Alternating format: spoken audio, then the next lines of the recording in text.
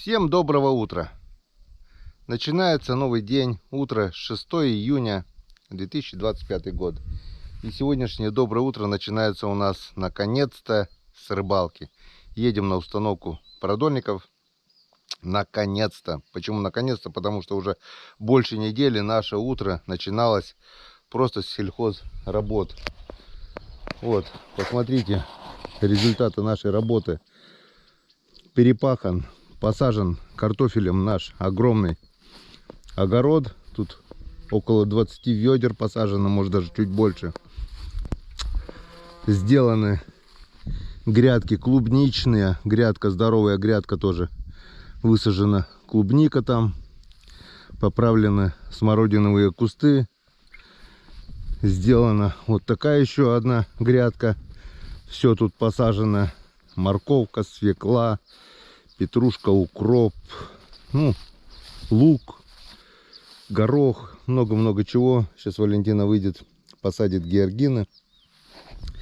Это у нас коротко вот здесь, на этом участке. На втором участке также у нас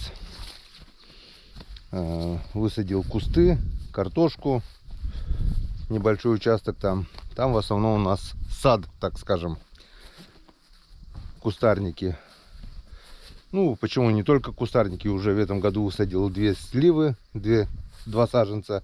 Прошлый год посадил 2 саженца вишни. Даже на нашем суровом севере будем пробовать выращивать плодовые деревья. Вот. И что? 6 июня сегодня могло бы исполниться 78 лет нашему Ивану Григорьевичу. Но, к сожалению, 10 апреля этого года его у нас не стало. Несчастный случай на воде. Забрала река. Кстати, злые языки пишут в комментариях, чтобы меня тоже забрала река. Чё? Я, конечно же, ответил: дай бог, чтобы твои слова вернулись тебе же, тем же. А если судьба такая и заберет река, от этого никуда не уйти. Что написано на роду, так оно и будет. От этого никто не застрахован.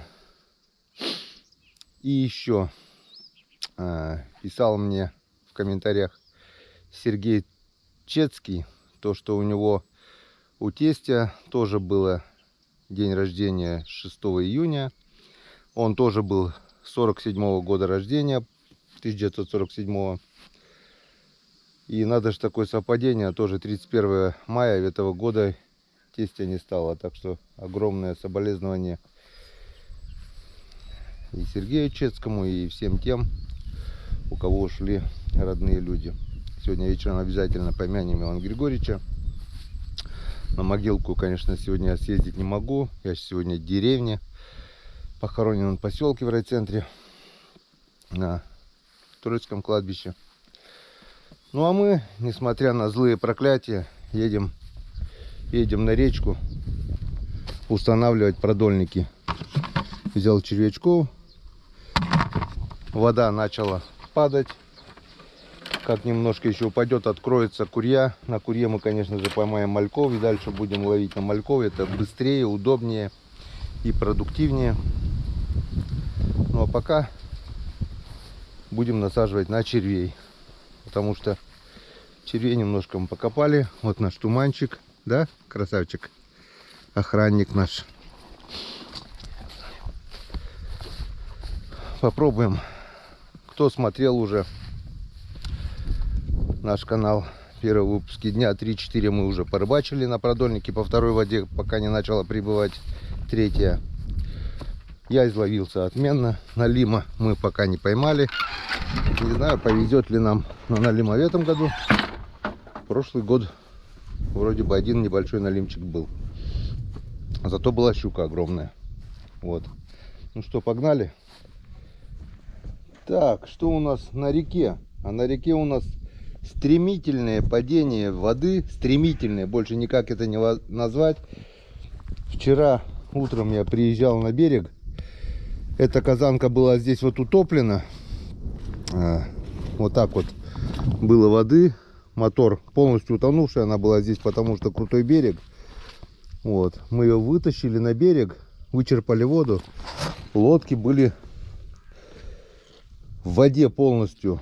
Пол лодки от дождей было в обяжке, вычерпал все. Пол Уралочки было здесь. И где-то здесь я сделал метку. Где-то здесь я сделал метку.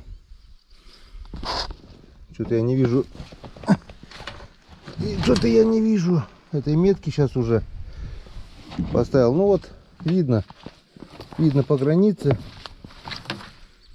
Вот докуда была вода, вот до сюда. Вода упала около метра уже. И она сейчас у нас получается... Вот та метка, при которой мы подняли продольники. Вот она. Вот она, эта метка. Еще сантиметров 7-8. Это уже, наверное, будет сегодня. Тот самый уровень, при котором мы подняли продольники, когда начала подниматься третья вода. Вот она поднималась сначала медленно, потом рванула и поднялась вон до этого уровня. Вон, видно, да?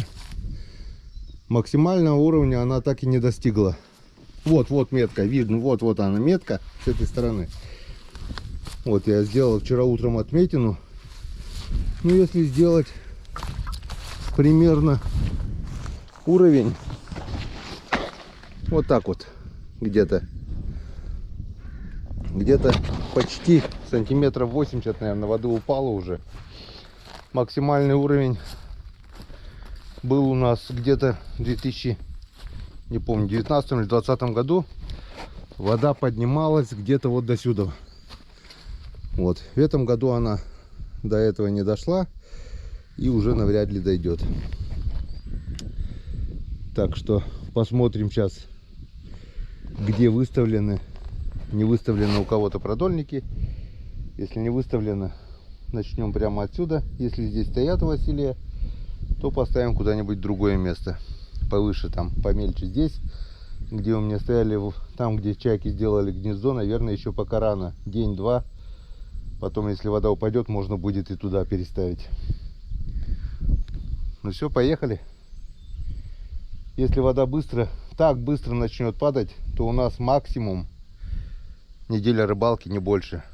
Потом придет пора спиннинга уже. Ну посмотрим, не будем загадывать. Снега в лесу еще достаточно, на горах еще достаточно. Вполне может быть, что пойдет и четвертая вода еще. Все можно ждать. Так, ну вот вроде все взяли. Грузы взяли, бутылки на веревках взяли, черви здесь. Погнали, попробуем. Мотор не заводился около недели. Попробуем, заведется ли он без ничего. Нет. Подсос. Нет. С третьего раза. Сегодня ночью был заморозок. Где-то около 0 градусов, наверное. По прогнозу было +1. Но это на воде всегда холоднее градуса на 3.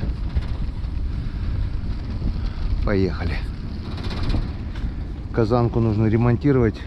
Протекает по клепкам. Да и так нос протертый, эбоксидкой залить. Ну, посмотреть надо будет. Так бы, конечно, на казанке было удобнее проверять.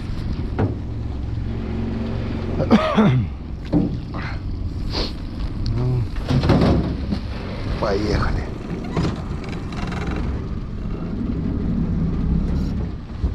За неделю все изменилось.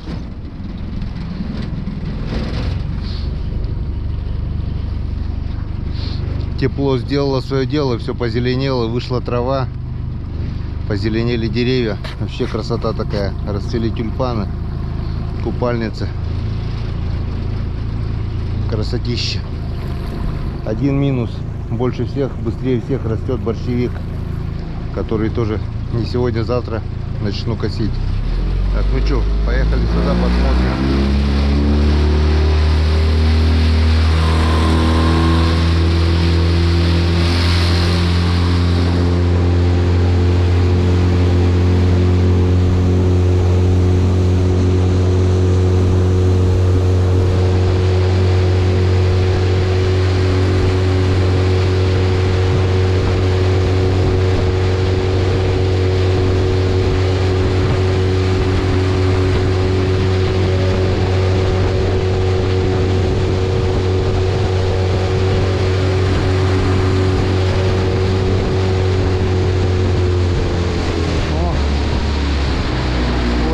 бутылки стоят.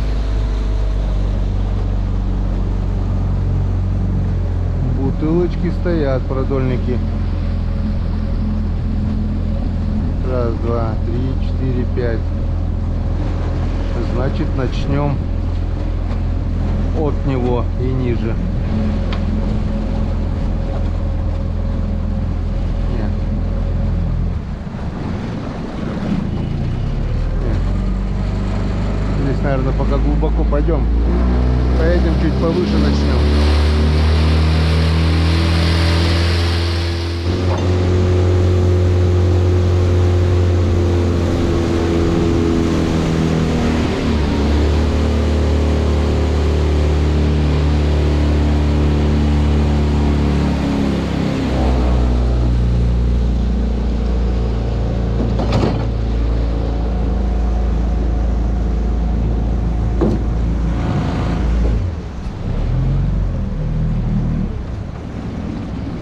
Глубоко еще.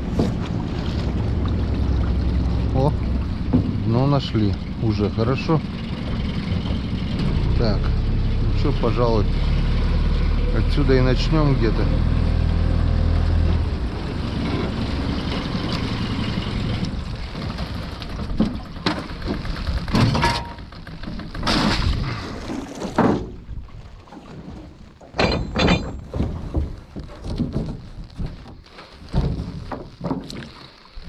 Так,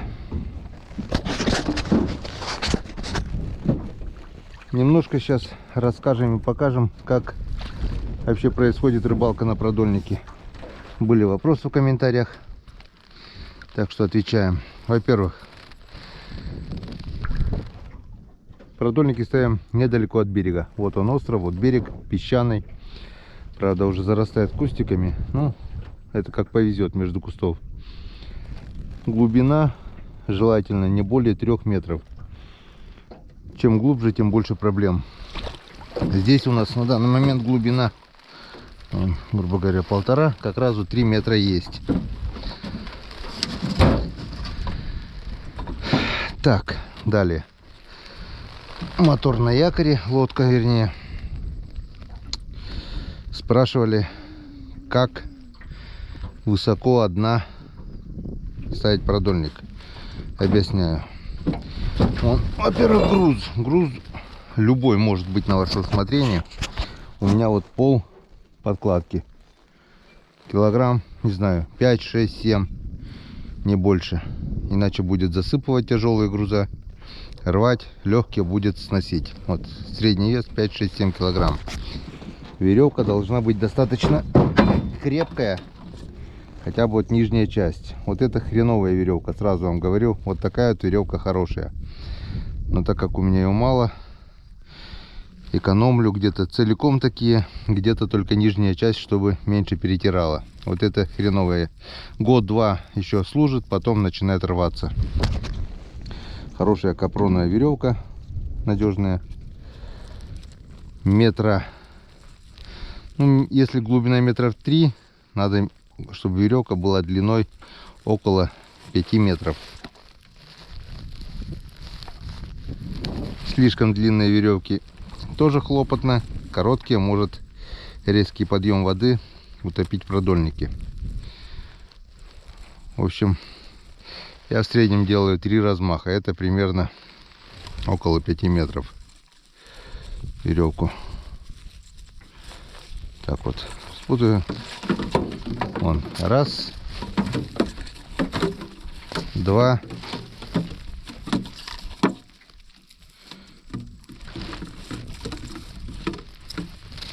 три. Ну и тут еще немножко даже.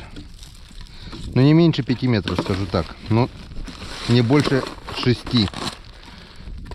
Иначе будет. Но это все зависит от глубины ваших водоемов. Если у вас глубины большие, то, естественно, и веревку подлиннее. Все, веревку приготовили. Сразу привязываем груз.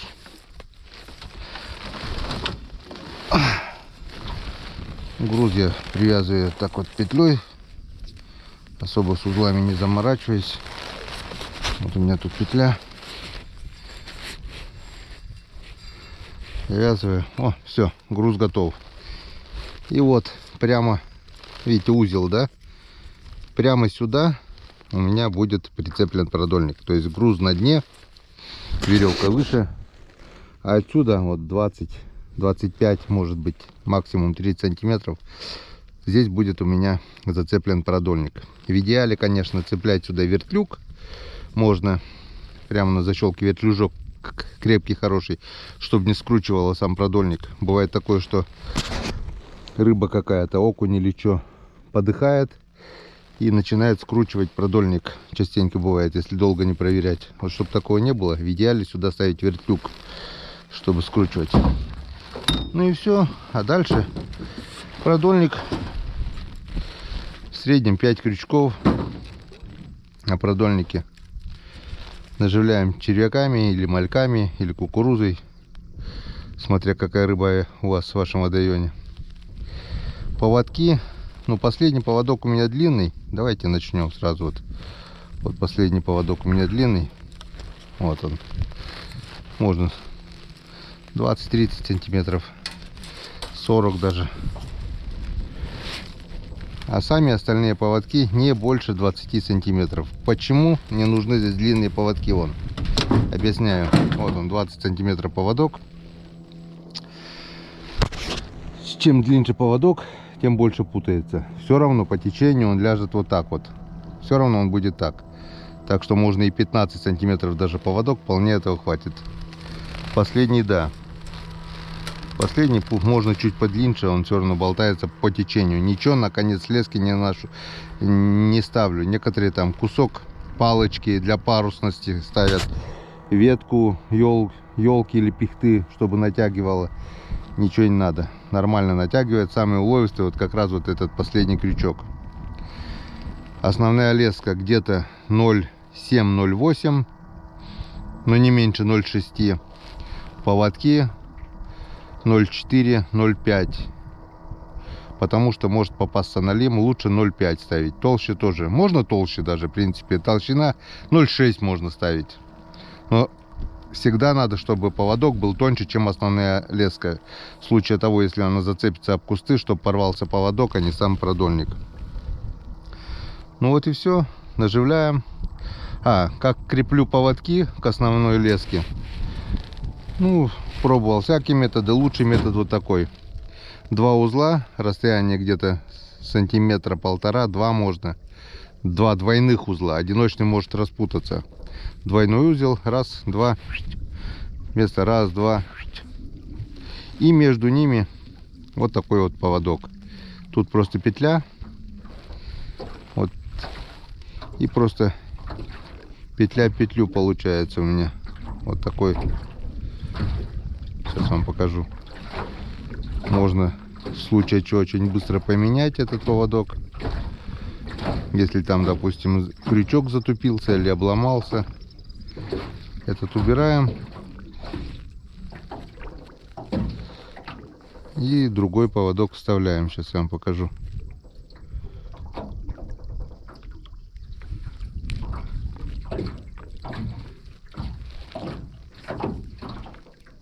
Вот.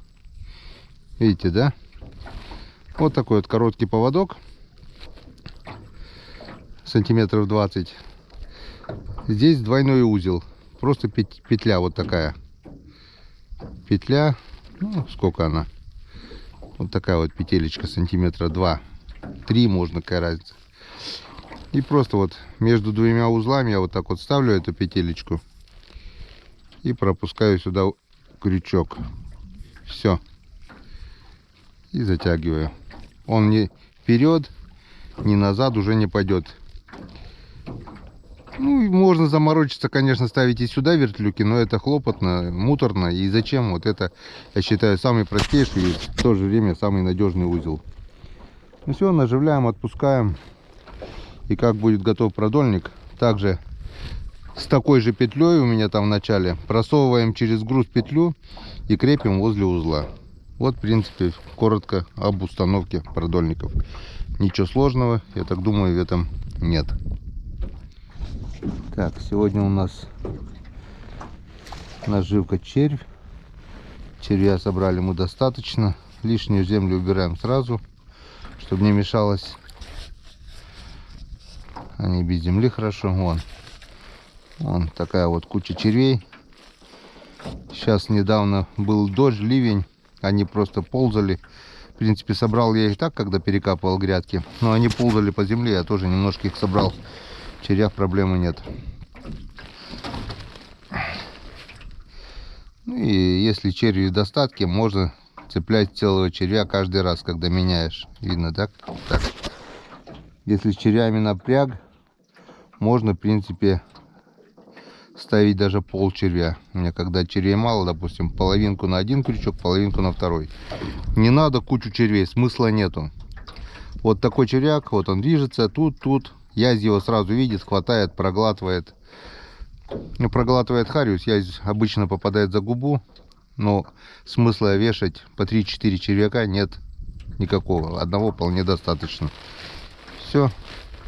И таким макаром дальше. С мальками, конечно, дело предстоит побыстрее, чем с червями. Раза в 2 примерно. Раз, малька бы я уже все насадил. А червя надо пропустить. Раза 2 через крючок, чтобы не двигался он. Все. Красота. Мы сейчас закинем все продольники. И по традиции уже посмотрим на этот первый продольник. Может быть, кто-нибудь да уже попадет. А скорее всего даже сделаем проверочку. Видно будет. Все. Таким макаром вот будем закидывать наши продольники. Так, ну вот, закончили мы наживлять. Вот такая вот петля получается обыкновенная. И все, расширяем петлю, проводим через груз.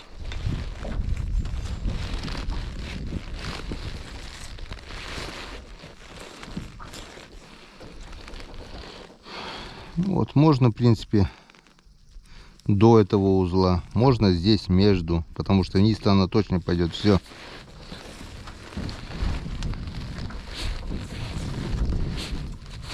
Готовим бутылку, чтобы она никуда не запуталась случайно.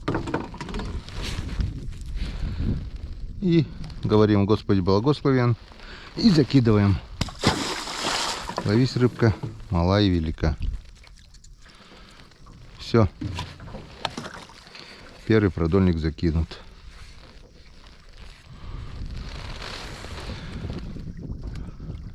Раньше, когда мы рыбачили на ветерках, на вихрях даже. На вихрях-то ладно, есть задний ход, на ветерке заднего хода нету. Каждый раз, чтобы подъехать к продольнику, поднимали якорь. Долго и муторно. Теперь у нас импортный мотор с задним ходом. И передвигаемся на моторе. Якорь у меня трак, без крючков, чтобы никуда не зацепился. Здесь больших зацепов коряг нету. Об кусты он веревка выдерживает. И вот так вот просто задним ходом отъезжаем. Но в то же время надо отъехать в сторону от продольника немного, чтобы не зацепить якорем крючки и сам продольник. Объезжаем.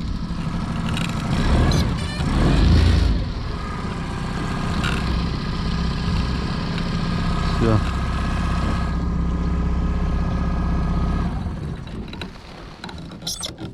И закидываем второй продольник. Расстояние примерно, ну сколько тут, метров 50, может быть 40.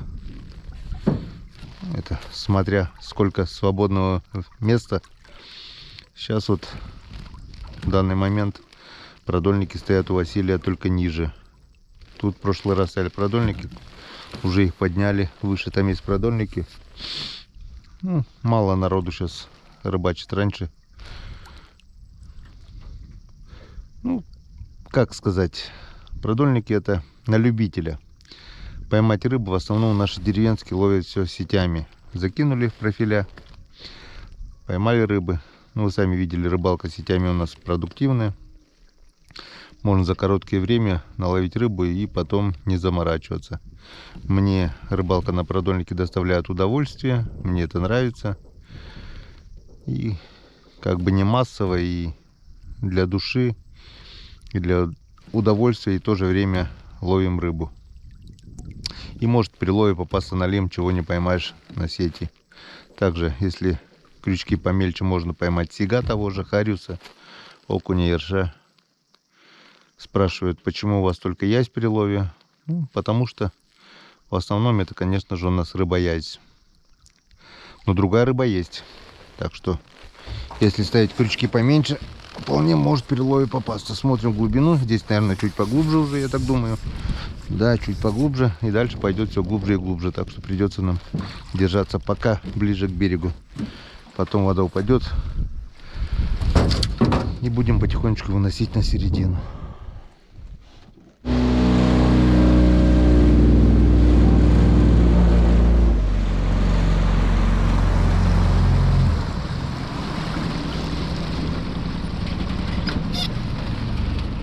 Так, ну что, первая проверочка. Посмотрим, ловится ли рыба вообще сегодня после третьей воды. Сейчас, если что, оно сразу покажет.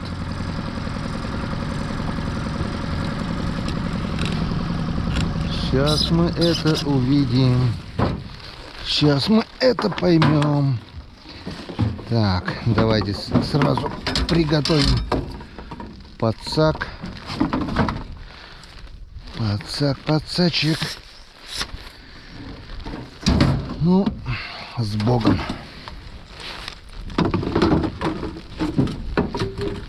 Первая проверочка.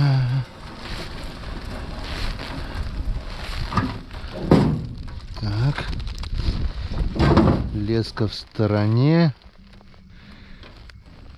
Натяжечка вроде бы есть. Черви все целые. Что-то непонятно. Есть натяжечка. Что-то дергает. Вижу пустые крючки. И что-то было похоже на хариуса.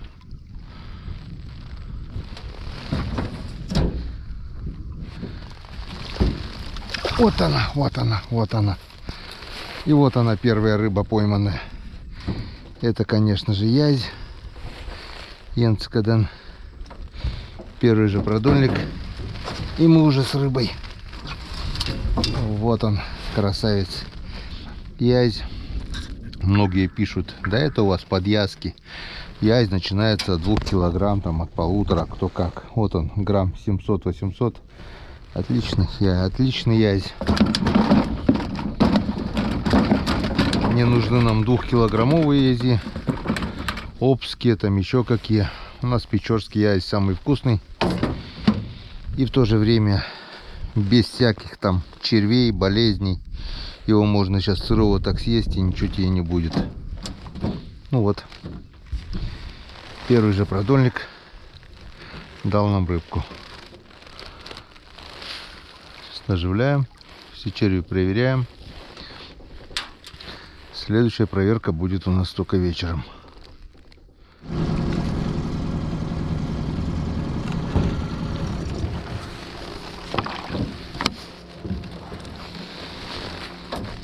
Так.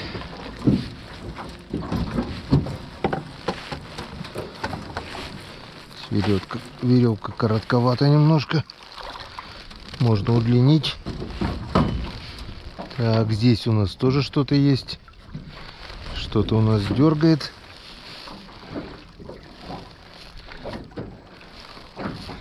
Язёк. Он самый.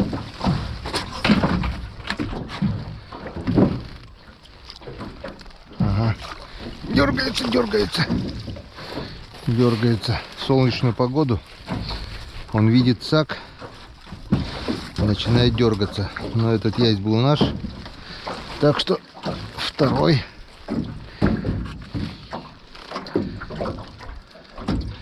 Полезает наша ведерочка. Значит, ничего не меняется. Значит, на Печоре рыба есть. Значит, все хорошо. Значит, мы еще язя половим. Вот такие два красавца у нас уже ведерочки устроились.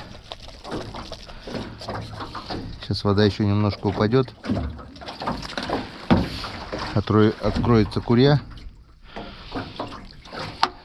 Метра два, наверное, надо еще упасть.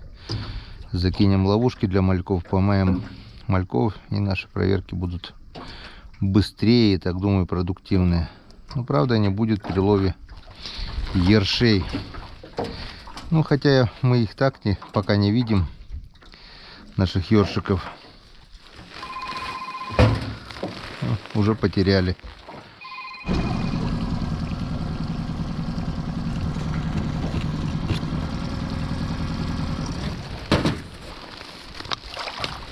Феникс.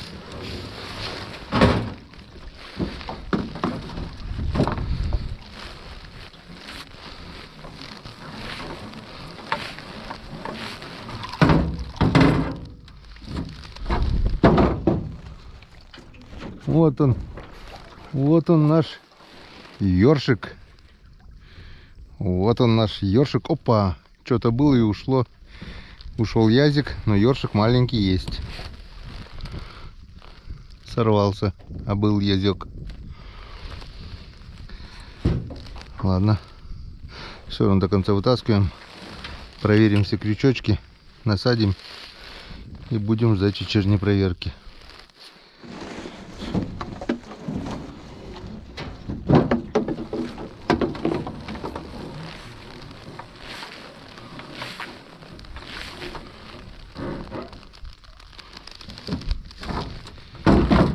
Так.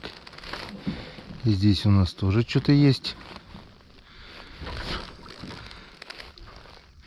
Но не так уж, как при рыбалке по второй воде. На каждом крючке язей уже нет.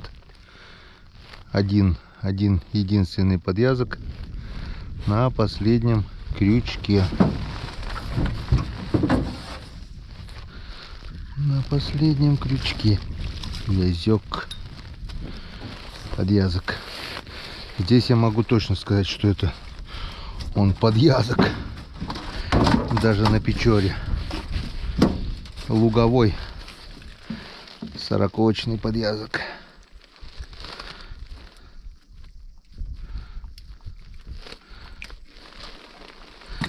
Пойдет.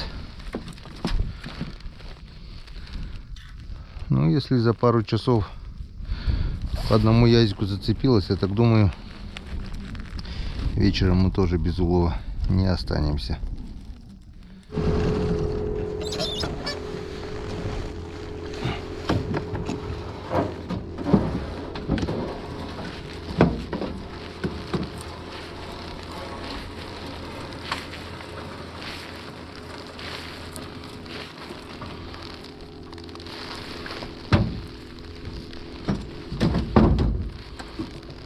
Так, а здесь у нас что-то дергает. Что-то хорошо дернуло. И ушло, что ли? Да нет, пока еще идет. Вот он, есть.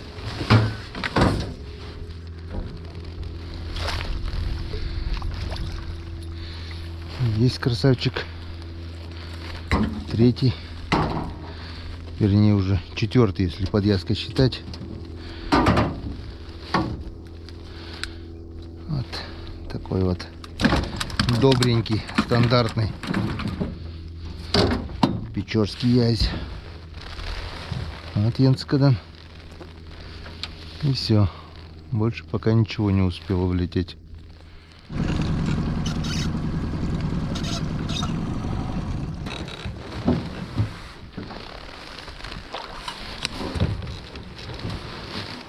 Так.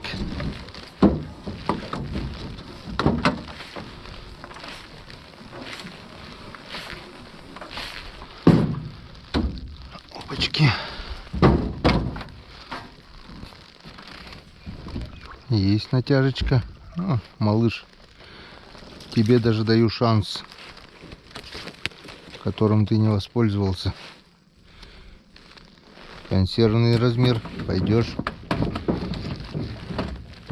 на консервы. нашим ребятам. Прочитал комментарий как-то. Какое-то чмо написало мне, типа, что ты прикрываешься консервами? Иди сам на СВО, и все в этом духе. Я его ответил ему, конечно, ну, достойно ответил, скажу так. И заблокировал его. Умник нашелся. Я ему ответил, что я никогда ничем не прикрывался и не прикрываюсь. Это раз. Если будет надо и придет повестка, прятаться не буду. Это 100%. Прикрываться чем-то или прятаться не буду. А консервы я посылаю все то, что могу. Деньгами, к сожалению, я помочь не могу. У нас есть группа «Своих не бросаем», где волонтеры собирают вещи, масс-сети, деньги, покупая при этом все необходимые электростанции и много там чего. Чем могу, тем помогаю. Могу я наловить рыбу, могу сделать консервы, значит, отправляю на фронт консервы нашим бойцам. Чем могу, тем и помогаю, но никак не прикрываюсь. Этому чертилы написал: а что ты сделал? Да, скорее всего, это не наш, это бандеровец какой-то пишет, чертила, специально, чтобы позлить. Не дождешься. Не дождешься. Наше дело право. Мы победим.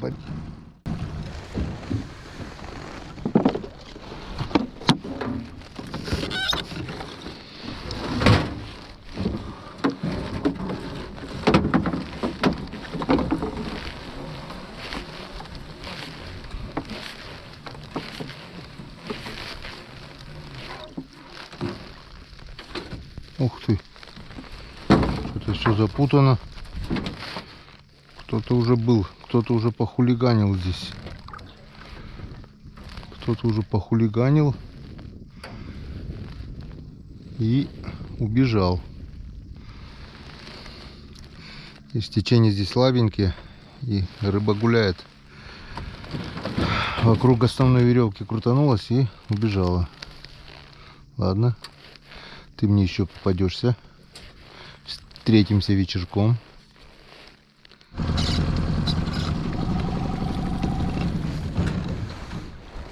Такс. Ну вот. Крайний продольник.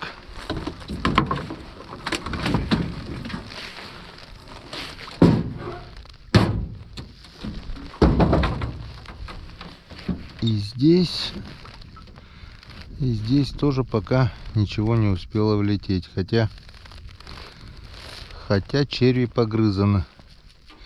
Черви погрызаны, но это не значит, что это был язь. Скорее всего, это уже ерши. Вода третья пошла на спад.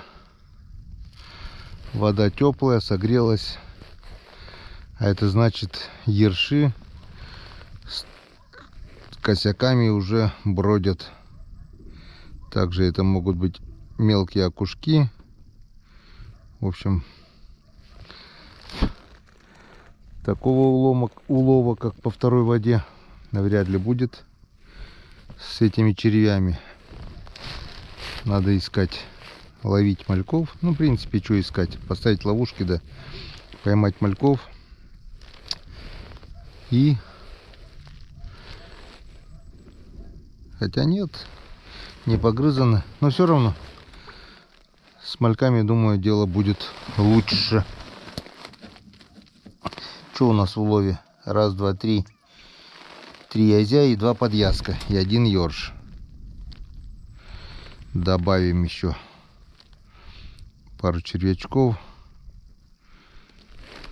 для аппетитности, так сказать. Вот, закинули мы наши... Нет, погрызан. Это червяк погрызан. Закинули мы наши продольники. Тут же их проверили. Улов есть. Улов небольшой, но на удочку за это время мы по-любому бы столько не поймали, сколько бы не просидели. Так что продольники рулят, продольники работают. Вот и все, дело сделано. Теперь идем, продолжаем заниматься сельским хозяйством. Дел очень и очень еще много. Будем работать. Ну а вечерком, если не будет большого ветра, если позволит погода, приедем сюда и с вами проверим наши установленные продольники. Так что надолго не прощаемся. До новых встреч на канале Коми Рыбак. Увидимся.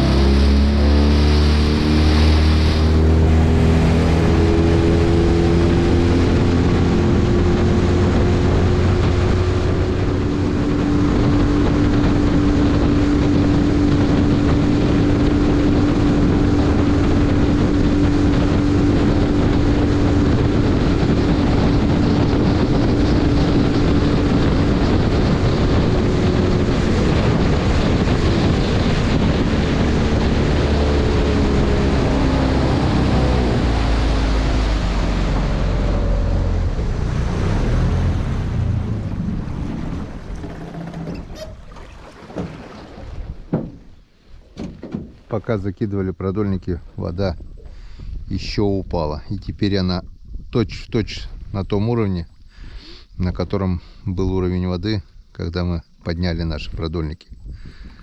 Так что, как было, так и осталось.